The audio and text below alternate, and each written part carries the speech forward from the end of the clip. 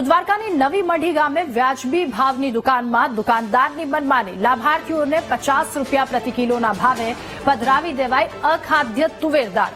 અન્ય લાભાર્થી પાસેથી ફરજિયાતપણે રૂપિયા લઈ અને અખાદ્ય તુવેર દાળ આપવામાં આવી। કુરંગા ગામના જાગૃત નાગરિકે એક વિડીયો બનાવ્યો। તંત્ર પાસેથી યોગ્ય તપાસ કરી યોગ્ય કાર્યવાહી કરવામાં આવે તેવી લાભાર્થીઓ દ્વારા માંગ પણ કરવામાં આવી છે।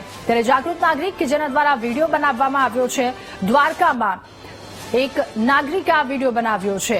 નવી મઢી ગામ કે જ્યાંની આ ઘટના, અખાદ્ય તુવેરનો જથ્થો લોકોને પકડાવી દેવામાં આવ્યો છે।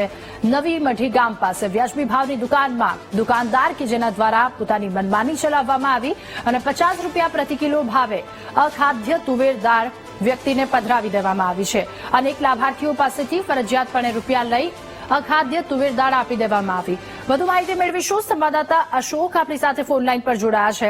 અશોક, દ્વારકાના નવી મઢી ગામે દુકાનદાર દ્વારા અખાદ્ય જથ્થો પધરાવી દેવામાં આવે છે।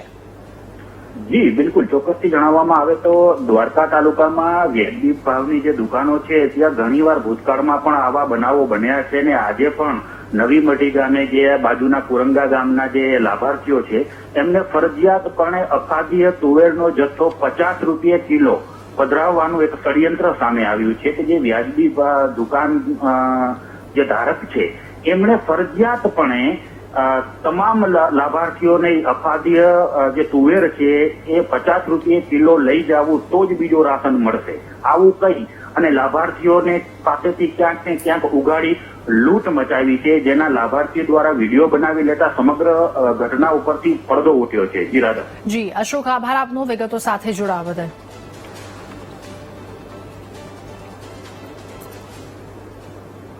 અને પશ્ચિમ